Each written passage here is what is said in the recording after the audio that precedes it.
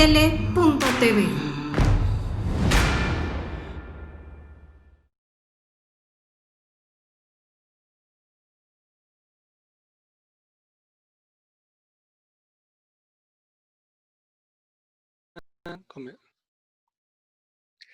Amigos, muy buenas tardes.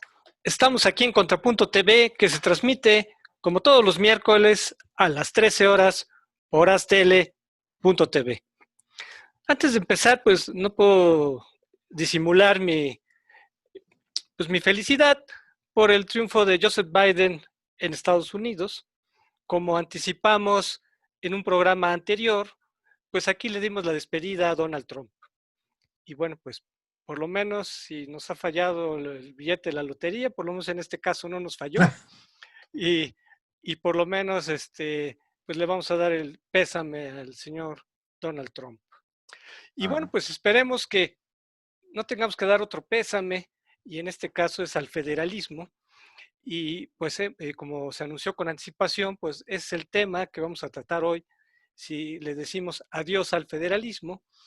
Y pues tenemos el gusto que esté con nosotros pues un politólogo de primer nivel. La verdad, pues aquí el programa se siente pues honrado, ¿verdad? Porque esté nada menos que doctor José Florencio Fernández Santillán. Estimado doctor, qué gusto que esté con nosotros. Enrique, por favor, háblame de tú. Somos amigos de muchos años, colegas, hemos participado en luchas políticas, en debates intelectuales. Te considero, además de un gran amigo, un colega con credibilidad, que eso es muy importante en estos tiempos, y es un placer compartir este espacio contigo. Pues qué bueno, me da mucho gusto, Pepe, ya que nos vamos a hablar de tú. Por favor, como siempre. Y bueno, pues como es costumbre, preparamos un PowerPoint, esperemos que sea de su agrado, donde tratamos de analizar qué es eso del federalismo. Sí. Y bueno, pues vamos a aprovechar que tenemos pues, a un experto, ¿verdad? Y otros, del cual hemos aprendido mucho. Y bueno, pues aquí tenemos la presentación. Adiós al federalismo, con politólogo José Fernández Santillán. Y como es costumbre, vemos una introducción que nos sirve para contextualizar el programa. Aquí veo que no me veo yo. Ahora sí ya. Y bueno, pues escuchemos aquí un pequeño audio ay, ¿por qué no se oyó? Ya nos pasamos. A ver, aquí está. El federalismo parece un concepto abstracto o meramente político, o si acaso, un tema para las clases de historia y los investigadores académicos. Sin embargo, es un asunto que debe ser motivo de preocupación de la ciudadanía, particularmente por los recursos que cada estado, municipio o población recibirán de la federación, lo cual impactará directamente, por ejemplo, en el costo, la cantidad y la calidad de los bienes y servicios que los distintos niveles de gobierno le ofrecerán o en la carga fiscal que recaerá sobre el ciudadano. Peor aún, si consideramos que con la crisis sanitaria y económica la austeridad gubernamental se ha agudizado y la distribución de los recursos se hace más selectiva, especialmente con aquellas entidades y gobiernos. Ahora, ¿qué es el federalismo? Como experto en estos temas, pues mira, José, yo puse que era un acuerdo, puedo decir que es un pacto entre varias entidades territoriales, llamadas estados, que delegan parte de su autonomía en una autoridad general, el Estado. Sí. Como hay distintos tipos de federalismo. Tú que eres experto en estas teorías contractualistas, platícanos, ¿cómo ves el federalismo, Pepe? Bueno, yo parto de lo que dice el artículo 40 constitucional y leerlo, y es lo que recomiendo al auditorio, es muy importante porque ahí se dice: es voluntad del pueblo mexicano ser o adoptar la forma de gobierno de una república representativa, democrática y federal. Entonces, en temas de contractualismo es muy importante porque esto viene de las teorías del derecho natural que dominaron el panorama de la filosofía del derecho y de la filosofía política entre los siglos XVII y XVIII. Y dieron origen, aterrizaron en esas filosofías en las constituciones, primero en la Constitución Americana de 1787, porque Estados Unidos alcanzó su independencia el 4 de julio de 1767, pero tuvo una constitución ya formal hasta 1787. Entonces, o sea, 2 años antes que la Revolución Francesa. Entonces, decía, nosotros, el pueblo americano, entonces, esas teorías contractualistas señalaban que los hombres tenemos derechos naturales, anteriores y en algunos casos superiores al Estado, y que el Estado se crea para garantizar los derechos de los individuos. Entonces, el contractualismo moderno es individualista. Y eso es lo que dice Rousseau. ¿Cómo se formó el pueblo? Pues de un pacto de asociación entre los individuos. Ahí está el punto medular del artículo 40. Entonces, son los individuos los que después crean el sistema de gobierno. Entonces, crean una república, porque pueden haber monarquías, y de hecho México nació a la vida independiente como una monarquía, la de Agustín de Iturbide. Y hasta 1824 adoptó una constitución que la convirtió en república. Y luego le siguió la Constitución del 57. Todos conocían, desde el padre Hidalgo incluso, y toda su generación, optaron por abanderar las causas del justnaturalismo, del contractualismo. Así nació el México moderno, bajo esa guía de la Constitución de Apatzingán de 1814, la Constitución de 1824, de 1857 y la de 1917.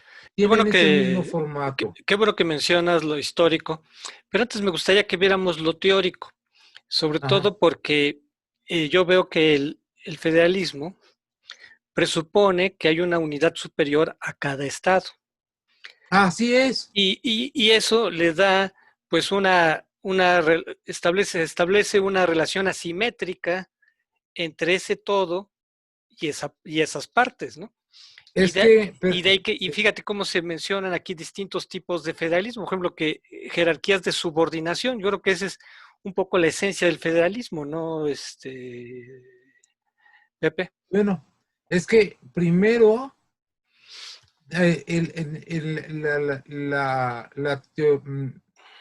el cambio copernicano, como lo llama Bobbio, es que antes en el mundo antiguo el individuo servía al Estado, ¿no?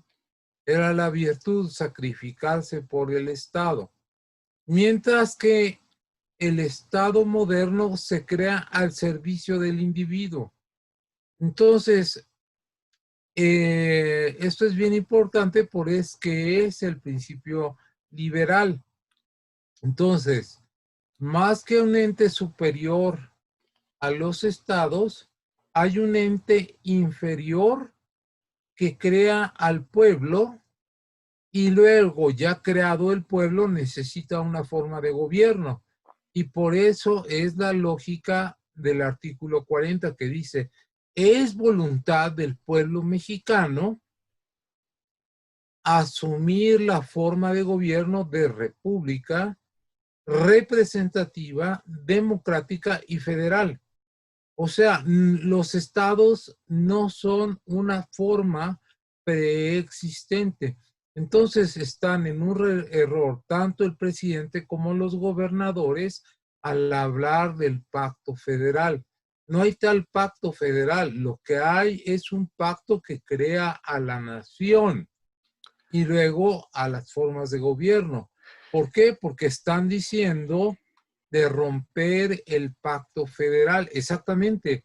Ellos fueron los creadores. En realidad fue Montesquieu el que dijo, la democracia jamás se hubiera podido establecer en el mundo moderno si no hubiera sido por el federalismo, en el espíritu de las leyes. Y entonces, Hamilton, Jay y Madison, precisamente en el libro que se llama El Federalista, dicen, Estados Unidos asume la forma de gobierno federal para poder aplicar la democracia en territorios grandes, porque antes solo se podía aplicar en comunidades pequeñas porque era la democracia directa. Pero ellos crearon la democracia representativa, los norteamericanos. Exacto. ¿No? Fíjate, aquí en este esquema, y bueno, pues ahí está Hamilton que mencionaste ahorita, se revela cómo el federalismo norteamericano tiene características de tipo dual con características concurrentes, ¿no? O cooperativas. Sí. Cómo los estados le delegan algunas atribuciones al poder federativo, ellos se reservan algunas y otras Sí. son compartidas, ¿sí? O Sí, sea, concurrentes. exacto. Entonces, una de las claves de este federalismo norteamericano y de por qué ha funcionado es porque hay aspectos muy importantes que son concurrentes.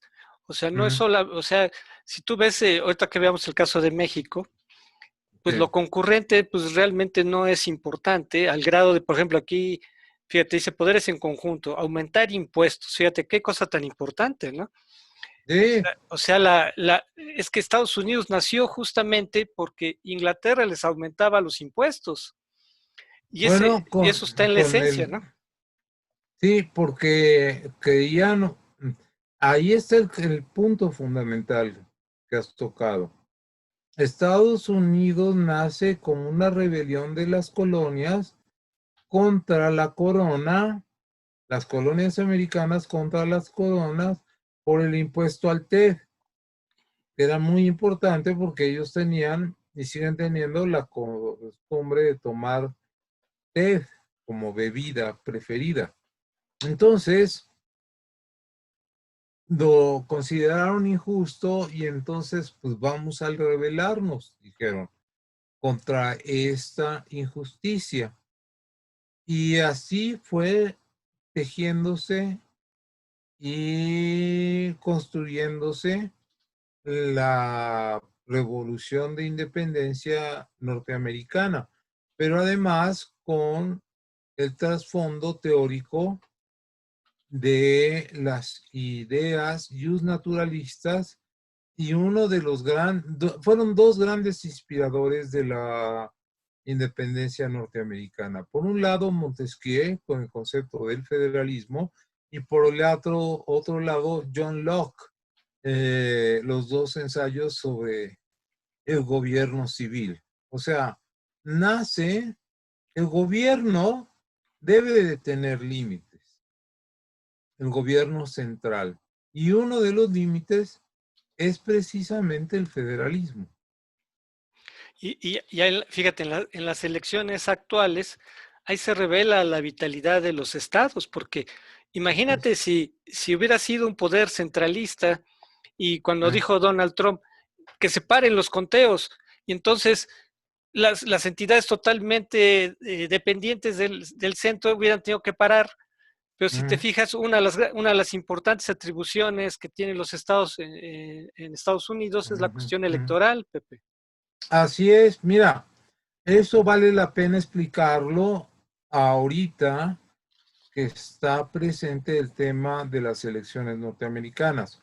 Nosotros en México practicamos el voto directo. O sea, cada uno desde donde, en el lugar que vivimos, elegimos en nuestro caso que vivimos en la capital, a nuestro alcalde. En los estados de la República son al presidente municipal o al ayuntamiento. Luego, directamente escogemos al gobernador, a los diputados locales, a los diputados federales, a los senadores y al presidente de la República. Mientras que en los Estados Unidos no es así.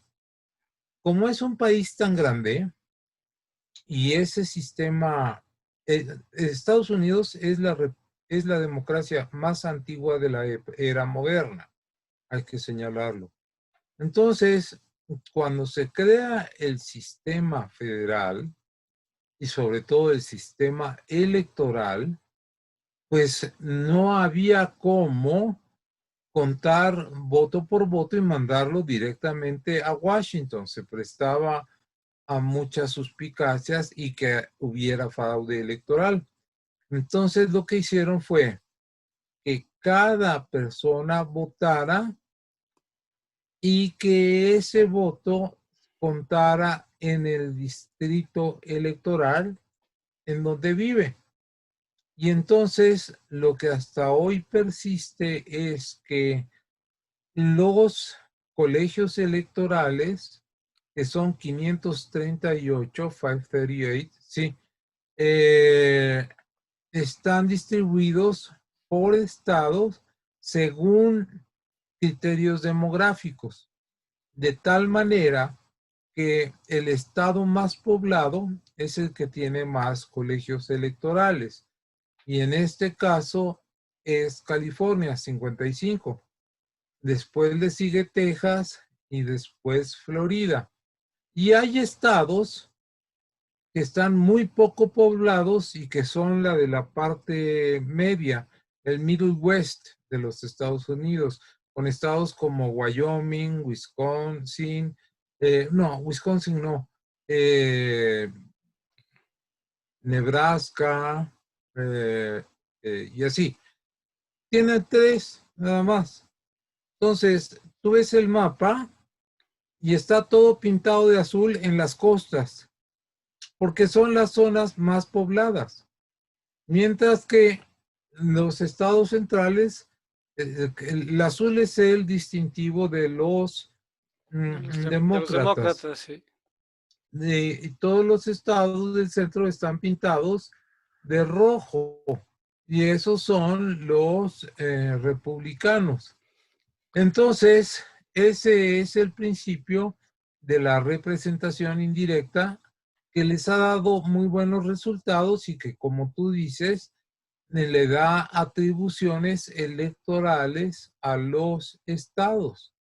En cambio, y fuerza y equilibrio para que no se cometa esta arbitrariedad que quería hacer Trump. Parar los comicios. Pues, señor, usted dirá misa, pero no los detenemos porque esa no es su atribución. Punto. Y seguimos contando. Exacto. Luego, pasando a México, que lo ha señalado, aquí Sí, vemos justamente cuando nació el federalismo en México, que sí. se da en circunstancias muy diferentes a las de Estados Unidos, Pepe. Así es. Sí, porque Estados Unidos nace como una verdadera federación porque eran colonias y además eran colonias, muchas de las cuales eran propiedad privada de empresarios. Penn era un personaje que así se llamaba, se apellidaba Penn y que dio lugar a Pensilvania, ¿no? Y luego se distribuían por grupos religiosos.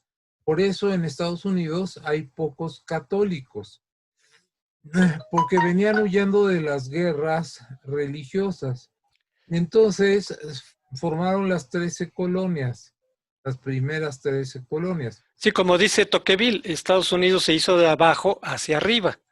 Así Entonces es, se fueron formando gradualmente hasta llegar al pacto fundacional, lo que no es ajá, igual en México. O sea, en México ¿no? los estados fueron creaciones artificiales. Así es. Entonces, ahí hay uno de los puntos importantes. México vive un federalismo en el papel, en la Constitución, pero es un centralismo real, ¿no? Exacto. Porque, y ahí está la debilidad de nuestros estados y por qué se ha abusado desde el centro de los estados. Para tener una idea de lo que está pasando y explicarles a nuestros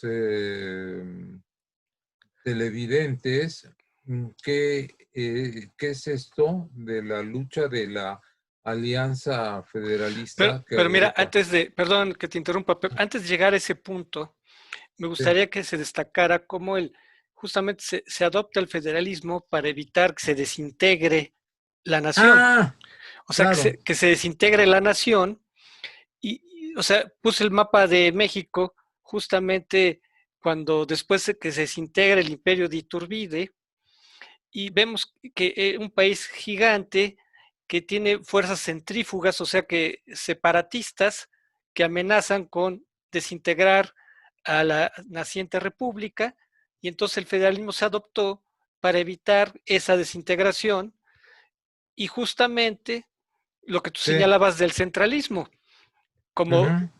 triunfa el centralismo en una primera etapa, Yeah. aquí tenemos al amo del centralismo, a Santana, Sí. eso va a ser fundamental para que se desintegre el país, Pepe. Bueno, me gustaría señalar un fenómeno impresionante antes incluso de que nos independizáramos de España. La Nueva España tenía, y pueden ustedes consultarlo en un mapa que diga mapa de la Nueva España de 1793 o 1798. Y nuestras fronteras abarcaban desde Canadá, o lo que es hoy el estado de Washington, Oregón, Oregón, es una palabra española, y abarcaba también la Florida. Todo el Golfo, por eso dice Golfo de México, porque era completo todo el Golfo, propiedad de la Nueva España. Y en el sur teníamos como frontera a la Gran Colombia. Llegábamos hasta Panamá. Entonces imagínense el territorio. Y además, cosa que pocos saben, Cuba estaba bajo la jurisdicción colonial de México, de la Nueva España. O sea, administrativamente nosotros subsidiábamos a Cuba. De ese tamaño era la Nueva España. creo que hasta las Filipinas, creo que Las también. Filipinas también, tienes razón, las Filipinas también eran jurisdicción de la Nueva España. Entonces, Luego fíjate, Pepe, aparte del eh, centralismo que va a imperar en la primera parte del siglo XIX, también está el fenómeno del patrimonialismo, cómo eso. personas como Santana se sentían dueñas del país y que podían Sí, disponer del país como si fuera su rancho, Pepe. sí, vamos a explicar qué es el patrimonialismo.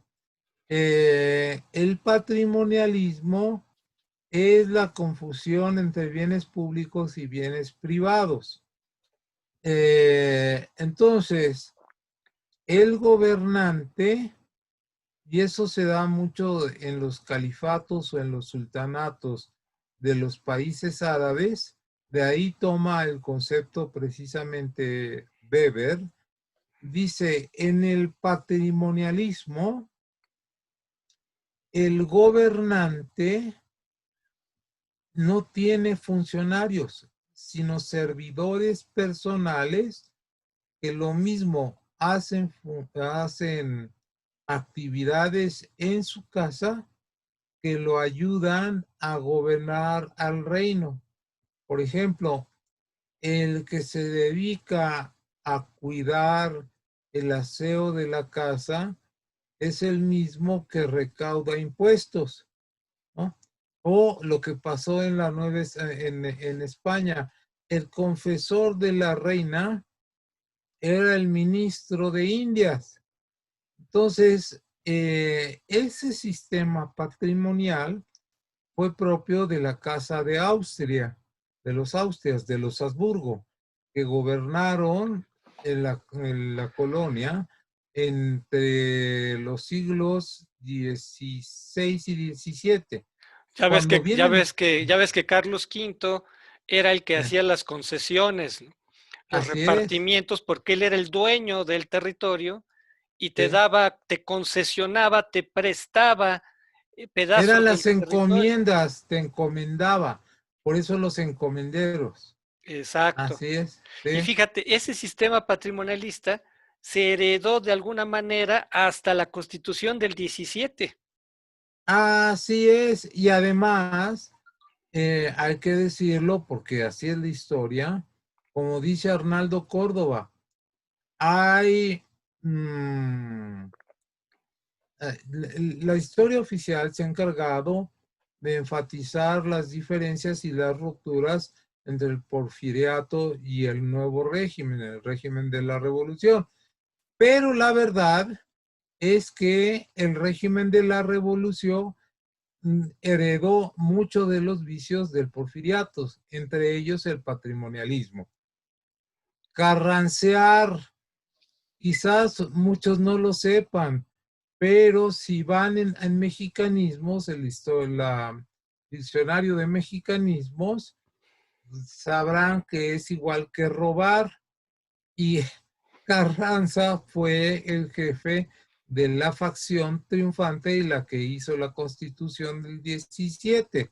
Entonces, una de las características del porfiriato siguió, uno de los genes del porfiriato lo heredó el régimen de la revolución.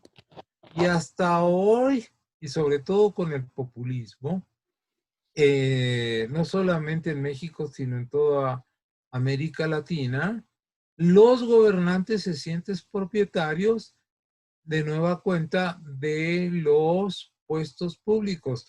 Ve lo que hizo Chávez con la empresa PDVSA, que viene siendo como Pemex. O sea, regalaba el petróleo a sus amigos, los iraníes, los rusos, etcétera, a Cuba, desde luego, ¿no? Y además, los puestos no se dan por capacidad, sino por lealtad. Exacto.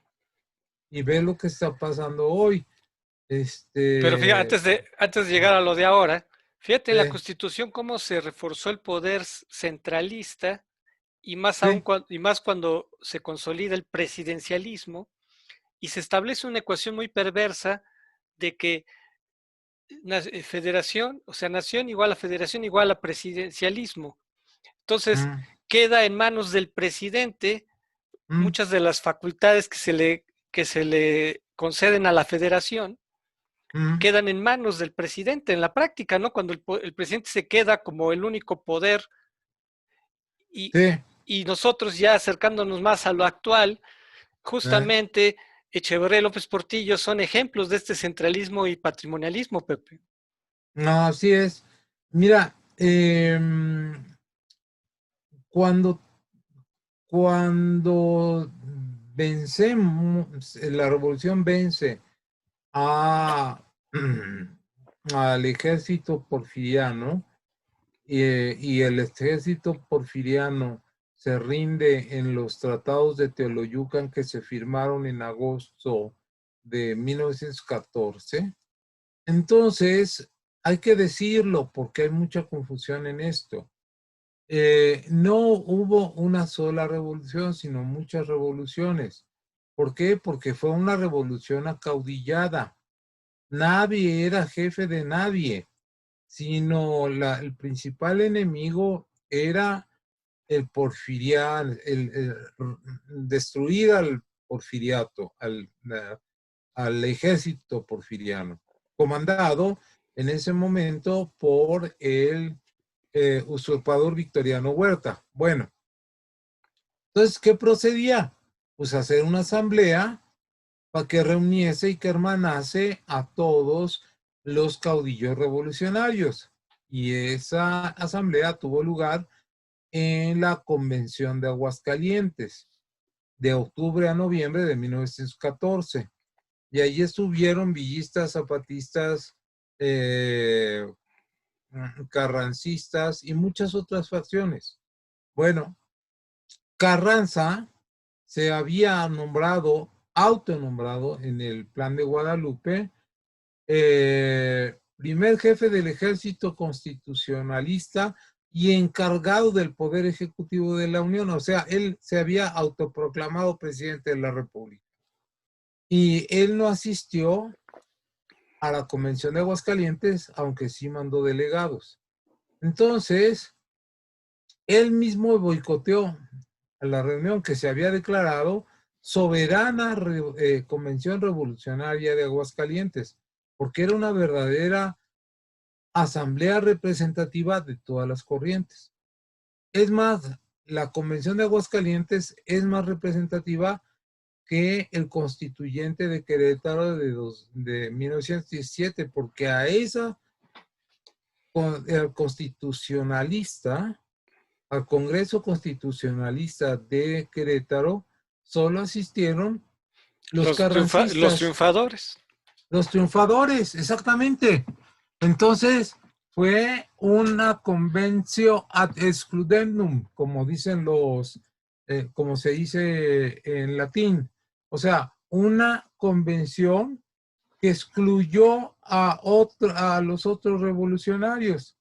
Entonces, nuestra constitución ha sido excluyente. Eso es lo que no sabe mucha gente. Entonces, Carranza había sido siempre un funcionario porfirista y pensaba como porfirista autoritariamente y no le gustaban las reformas sociales, y el ala izquierda de los constitucionalistas metió en el Congreso Constituyente las reformas sociales en el artículo 27, que habla del agrarismo, y en el 123, que habla de los derechos laborales. Bueno, el que llevó a mejor cumplimiento esos compromisos sociales de la revolución fue Lázaro Cárdenas, ¿no? Y Lázaro Cárdenas institucionalizó al país. ¿Cuáles fueron las virtudes de la revolución? Pasar del militarismo al civilismo. El último presidente militar fue Manuel Ávila Camacho, ¿sí? Y ya después de Miguel Alemán en adelante, o sea, de 1946 en adelante, todo ha sido presidenciales, presidentes civiles. Otra, la continuidad institucional. Cada sexenio hay un cambio electoral, algunas veces robadas, algunas veces inequitativas, pero así lo hemos hecho. Lo que no hemos podido resolver ha sido el populismo, que es sinónimo de patrimonialismo. Exacto. Pero fíjate, antes de llegar al populismo, bueno, aquí había otro populista, pero digamos en otra modalidad. Pero fíjate, de Lázaro Cárdenas que mencionabas a la época de Echeverría, se fueron fortaleciendo los poderes del centralismo, del presidente, en detrimento de los estados, de los otros poderes del Estado. Sí. Y recuerdas la famosa frase de que las finanzas se manejan en los pinos. Así es. De Echeverría. Ese es un reflejo claro del patrimonialismo, ¿no? O sea, de que yo soy el presidente, yo decido qué hacer con el dinero del país, porque yo soy el que sé a dónde se debe llegar. Y luego, la estatización de la banca, que también fue otro acto patrimonialista de López Portillo, que también, Sí. pues él nos llevó a otra crisis, justamente por ese manejo centralista y patrimonialista, Pepe. Además hay otra cosa. Mira, conforme se fue, teníamos un federalismo de fachada, pero en realidad, como era, son tres puntales del viejo sistema: la institución presidencial, el partido oficial, que era el partido aplanadora, porque te ganaba de todas, o sea, tenía el control del Senado, de la Cámara de Diputados, de todas las gobernaturas. La primera que perdió fue en 1986 con Rufo Appel allá en Baja California. En el Los 89, ¿no? municipios, ajá, en el 89, sí tienes razón. Allá es que tenemos 2,457 municipios. Uno que otro tristemente por allá, alejado en la montaña, gobernado por el PPS, otro por el PAN, pero todo era priista.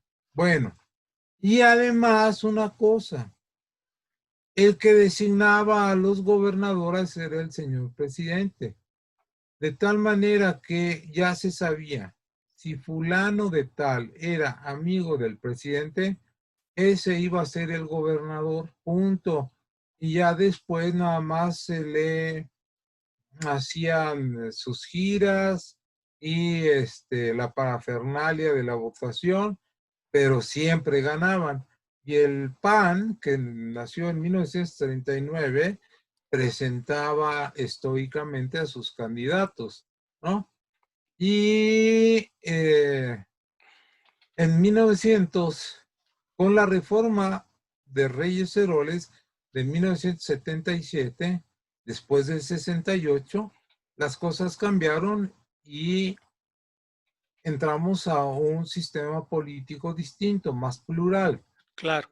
Bueno, dando un salto mortal justamente a la etapa a esta etapa populista, Ah, justamente con el sistema hiperpresidencialista que López Obrador ha querido imponer para México, ah, las tensiones entre los estados se han acrecentado y lo ah. vimos, por ejemplo, con la cuestión del agua ahí en Chihuahua, Pepe. Sí, sí. Mira, es que pasa esto. Eh, en el 68 fue una derrota política, pero una victoria moral para el movimiento. Y Jesús Reyes Heroles dijo, y los intelectuales priistas, porque el PRI tenía gente pensante, dice, hay que cambiar, hay que adaptarnos. Entonces abrieron el sistema y entonces viene el pluralismo a través no de un gran pacto como fue en España el pacto de la Moncloa, que dio paso a un sistema abierto, sino que fuimos haciendo pactos parciales. En las reformas de 1977, de 1986, de 1991, 1996, repito, y en 2014. Entonces, en eso se fue pluralizando el país, en el sentido de que la Cámara de Diputados ya no fue monocolor, la de senadores tampoco, y las gobernaturas tampoco. Entonces, estos fueron contrapesos reales al presidente de la República, hasta que en 2018 regresamos a la hegemonía de un partido, porque antes no dominaba. En la etapa de la transición, como sabes, no Exacto. gobernó ningún partido, no dominó ningún partido, y entonces era un contrapeso con el presidente. Pero ahora Morena controla la Cámara de Diputados, la Cámara de Senadores, y sobre todo controla las finanzas. Pero tenemos, como lo ves aquí, como se ve aquí, como tú lo presentas, una variedad de gobernadores. Y ¿Cómo ves, entonces, cómo ves esta alianza federalista? bueno, es que hay un motivo. Primero que nada, como ha entrado en crisis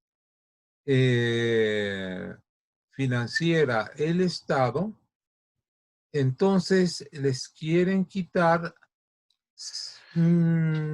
184 mil millones de pesos, que es un montón de dinero. O sea, les quieren quitar casi, reducir el presupuesto a los estados en casi 10%. Entonces es muy importante esto que señalas. La insurgencia, vamos a llamarlo así, de la alianza federalista, se da en el contexto de esta crisis económica y sanitaria, Pepe. Así es. Y además hay una razón que desde la época de López Portillo dijo, es que ahora vamos a administrar la abundancia. Entonces, ¿qué les parece si nosotros les ahorramos el que recauden ustedes los impuestos y nosotros los vamos a recaudar? Y les tomó el pelo, porque antes los estados podían recaudar y en Claro, Estados Unidos, que es un verdadero sistema federal, recaudan dinero. Y acá se les quitó esa atribución. esa atribución con López Portillo. Y ahora resulta de que por cada peso que ingresa a las arcas públicas, 80% se va a la federación, Exacto. 15% se va a los estados y 5% a los municipios. Es una distribución totalmente injusta, absolutamente injusta. Y fíjate, y además de esta, tú has puesto el dedo en la llaga, ¿no? De cómo la federación se queda con la tajada de León. Así es. Y luego se viene la crisis y viene el impacto sobre las finanzas públicas. Y fíjate cómo, pero incluso antes, fíjate, si ves esta gráfica, antes de que Sí, llegara la crisis, pero ya el año anterior ya fue un año de estancamiento, sí, fíjate cómo se le cayó el gasto federalizado a los estados y municipios, es completamente negativo. eh, Y naturalmente en este año, mira, menos 80,707. sí, Es es dramático la caída dramático. de los recursos y en ese contexto se da esta alianza federalista. Bueno, esa alianza federalista, si quieres regresarlo, La regreso. ¿sí? Es la alianza de los gobernadores que no están conformes con la forma en que se distribuyen los recursos y además están inconformes con la manera en que se van a llevar a cabo los recortes y dicen, oigan, si ustedes están tomando esta decisión unilateral y que nos va a afectar a nosotros, los los gobiernos de los estados, pues por lo menos vamos a hablar, ¿no? Y ¿Y, es y cómo ves tan, y cómo ves la reacción del presidente ante este diálogo que le pidieron?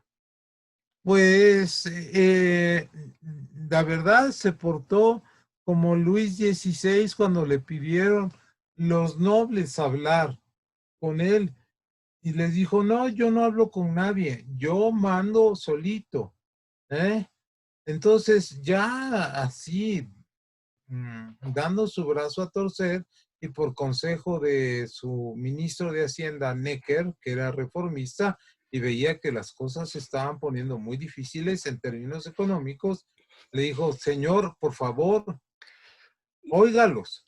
No te hizo recordar a Díaz Ordaz que anteponía la investidura para evitar dialogar con los estudiantes u otros Así sectores? es, ¿No? así es una posición de asordacista, autoritaria, Como la intransigente. investidura como algo, un manto sagrado que Eh, rodeaba al gobernante, porque durante la época priista el poder sí, político se volvió un manto sagrado, intocable, eh, donde el presidente él es el que decidía si podía sí, dialogar con él, no le podían pedir, porque eso era un insulto, ¿no, Pepe?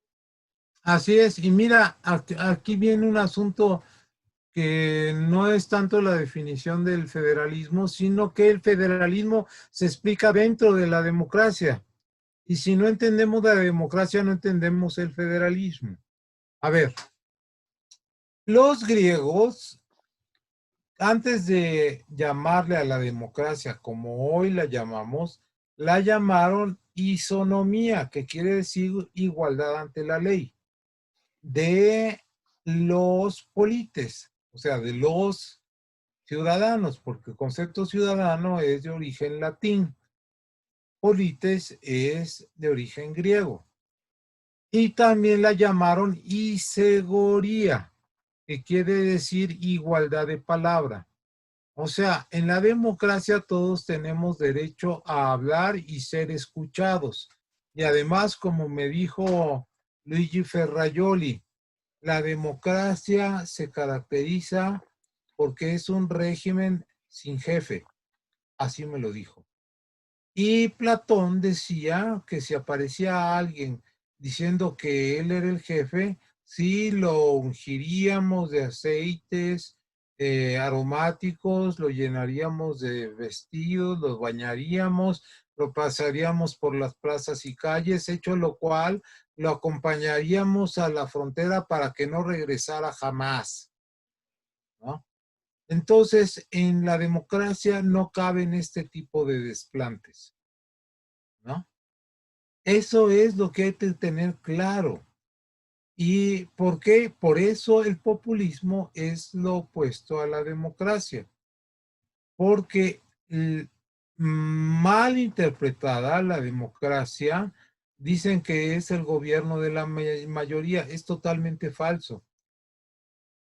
La democracia es el gobierno de la mayoría que respeta a las minorías, que las escucha y que las toma en cuenta al momento de decidir. Por eso Kelsen decía que el compromiso es fundamental en la democracia, porque todos se tienen que oír, todos se tienen que respetar, y como dijo Biden en el discurso que pronunció el sábado pasado,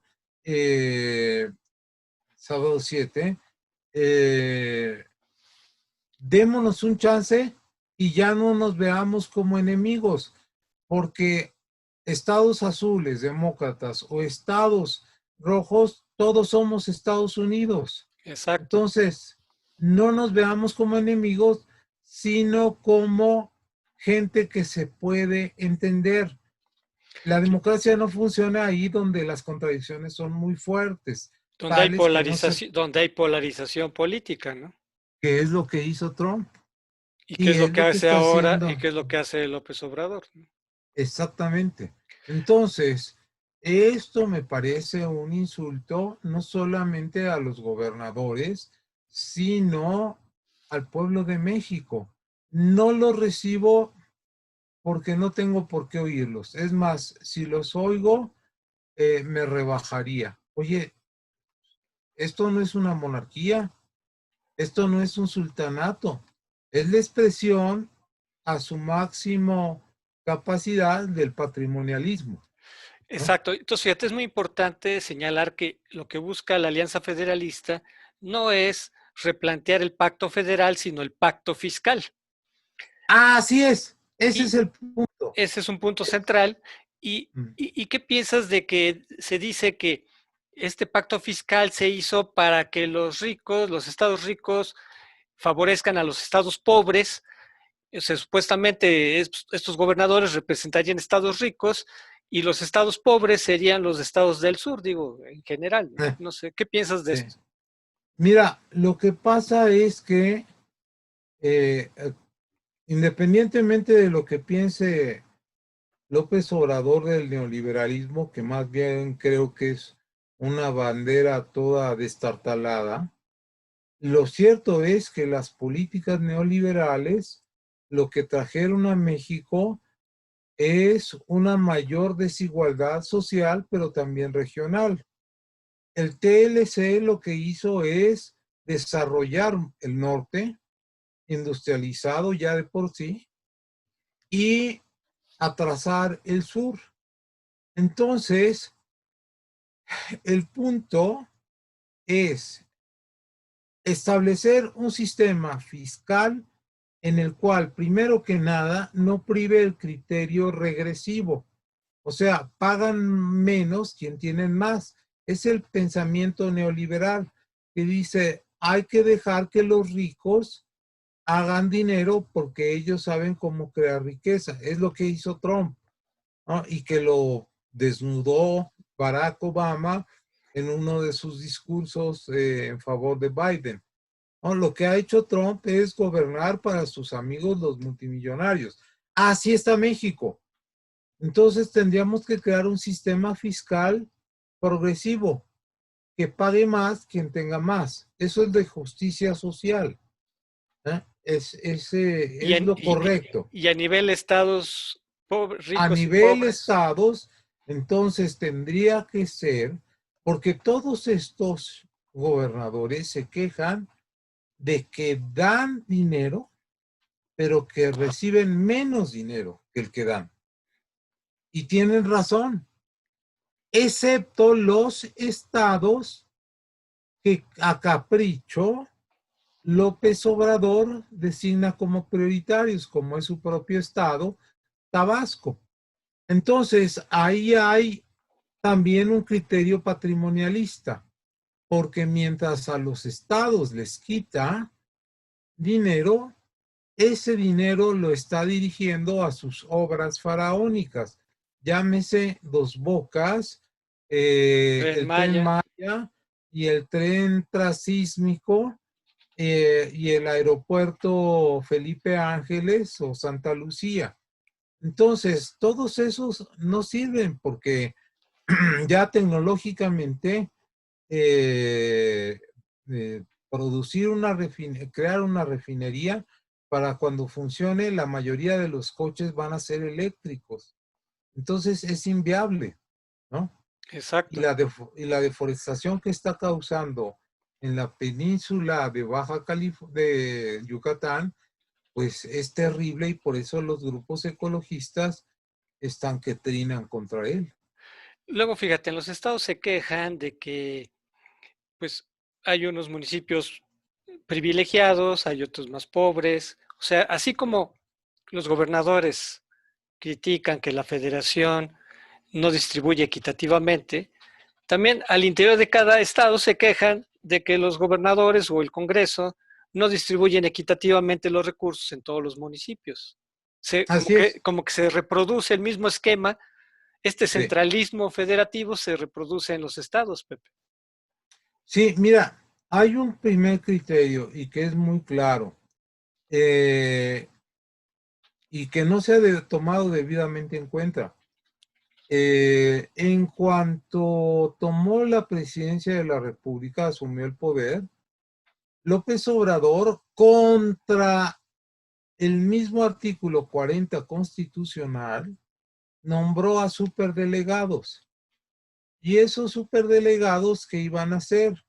Supuestamente las funciones de las delegaciones de la federación que las distintas instituciones federales tienen en los estados. Pero en realidad puso, y ahí se está viendo, a gente, todo con criterio electoral, a gente que ahora está compitiendo por las gubernaturas para darles dinero de la federación y que ellos manejaran directamente esos dineros para su campaña política. Exacto, sí, sí. Y ahora lo está haciendo así López Obrador con vistas al 21 y al 24.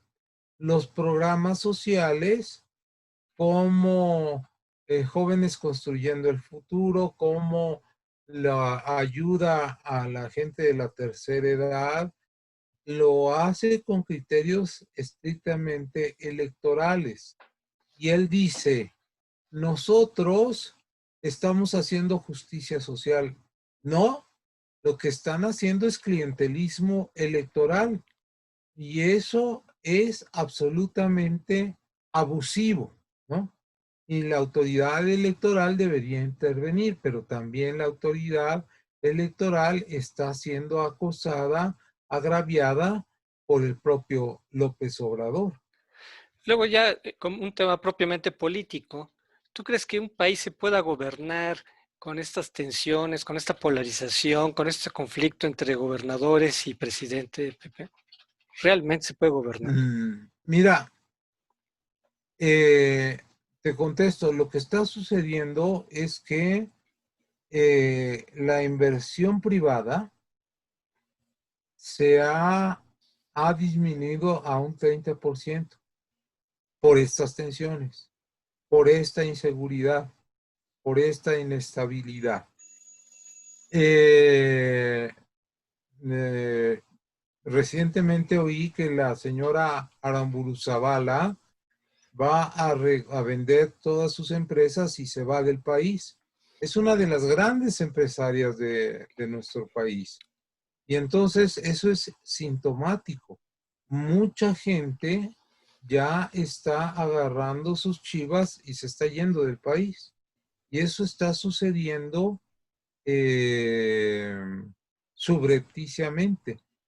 Y la inversión extranjera también está detenida en vista de que ven cada vez con más claridad que esto se está pareciendo al modelo venezolano, ¿no? Y sobre todo ahora que no reconoce a Biden, pues dicen, oye, este es del grupo de Putin, de Recep Tayyip Erdogan, el tirano turco, de Víctor Orbán, el tirano húngaro, y por eso le dicen Mejizuela, o sea, México cada vez más parecido a Venezuela. Eso desde una parte. La otra parte de la respuesta es dejarle a nuestro auditorio claro qué es la gobernanza. La gobernanza tiene 4 grandes ramas. 1, primero que nada, garantizar el orden público. Y eso lo estableció Hobbes en el Leviatán. ¿Para qué se establece el Estado? Ante todo, para garantizar la vida de los ciudadanos. 2, la gobernanza como equidad. O sea, gobierno como equidad, ¿no? Tú gobiernas para que los conflictos no se desarrollen al grado de que produzcan desigualdades lacerantes. La otra, gobernanza como quien guía el barco, como quien le da rumbo. Gobernatur viene del latín, que quiere decir timonel. Y luego gobernanza para atender las necesidades públicas. Bueno, pues en los 4 estamos fallando, porque el orden público no lo tenemos. Le dijo Clara Hussidman, que tú sabes que es una de las Gentes cercanas. Más ayudó a López Obrador. Le dijo, tú no puedes actarte de gobernar un país que está dominado el 60% del territorio por el crimen organizado.